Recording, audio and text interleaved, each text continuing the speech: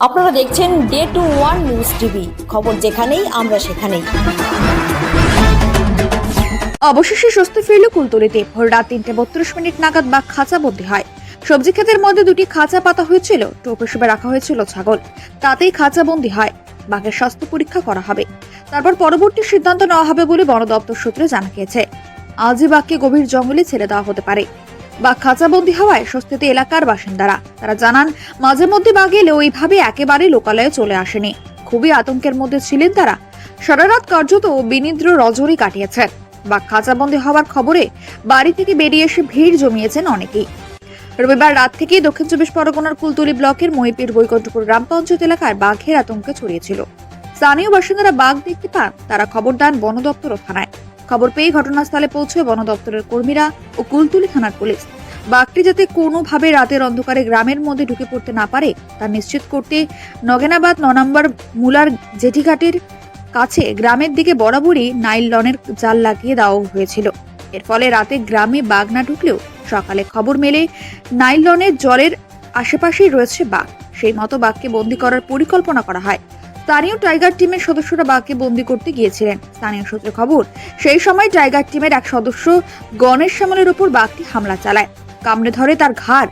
সহকর্মীকে বাঁচাতে দলের বাকি সদস্যরা লাঠি দিয়ে বাঘটিকে আঘাত করেন, তাতে বনকর্মীকে ছেড়ে দিয়ে জঙ্গলের মধ্যে ঢুকে পড়ে বাঘটি। আহত বনকর্মী SSKM হাসপাতালে চিকিৎসাধীন। রবিবার বিকেলে স্থানীয় বাসিন্দা রাজকুমার সাপই নামে এক যুবক জেটিঘাটের কাছে বসেছিলেন। ঠিক সেই সময় শ্মশান ঘাটের কাছে একটি বাঘকে ঘোরাঘুরি করতে দেখেছিলেন তিনি। গ্রামে ফিরে এসে সে কথা জানাতে এলাকায় আতঙ্ক ছড়িয়ে পড়ে। এরপরে গ্রামের লোকজন গ্রাম লাগোয়া জঙ্গলের দিকে যান লাঠির সোঁটা নিয়ে। সেখানেও তারা বাঘের পায়ের ছাপ দেখেন। তারপরই খবর দেওয়া হয়েছিল বন দপ্তরে।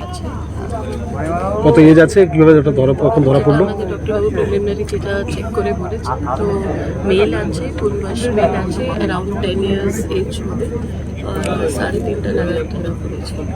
ম্যাডাম, অবশেষে মইপিটের ত্রাস রয়্যাল বেঙ্গল টাইগার ধরা পড়লো, একজন বনকর্মী আহত হয়েছিল। এটাকে আপনি কিভাবে দেখছেন? কারণ পরপর দুটো বাঘ কয়েক সপ্তাহের ব্যবধানে ধরা পড়লো। কনফ্লিক্ট একটু আছে, কিন্তু তার সঙ্গে সঙ্গে আমাদের রেসপন্সও আপনি দেখবেন কি কোনো সময় আমাদের টিম কোনো সময় সময়টা নষ্ট হয় না। যখনই কোনো দেখুন ওয়াইল্ড অ্যানিমালের মানুষ এখানে as far as Sundarbans is concern, এই সিচুয়েশনের মধ্যেই আমরা সবাই থাকি। এখানকার যে লোকাল লোক আছে ওরাও জানে কি বাঘও থাকবে, আমরাও থাকবো। তো সেই যে কো এক্সিস্টেন্সটা রয়েছে, সেই কো এক্সিস্টেন্সের মধ্যে কোনো সময় এরকম সিচুয়েশনটা ক্রিয়েট হয়ে যায়। কেন বাঘের সংখ্যাও অনেকটা বেড়েছে অ্যান্ড মানুষের সংখ্যা বাড়ছে, তার জন্য ইন্টারাকশনও একটু বেশি হচ্ছে বিটুইন হিউম্যান অ্যান্ড টাইগার।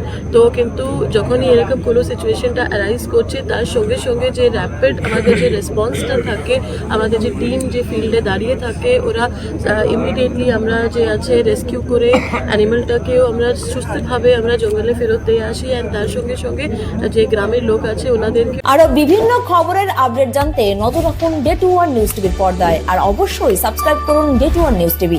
আপনাদের একটি সাবস্ক্রিপশন আমাদের কাছে অত্যন্ত মূল্যবান। ধন্যবাদ।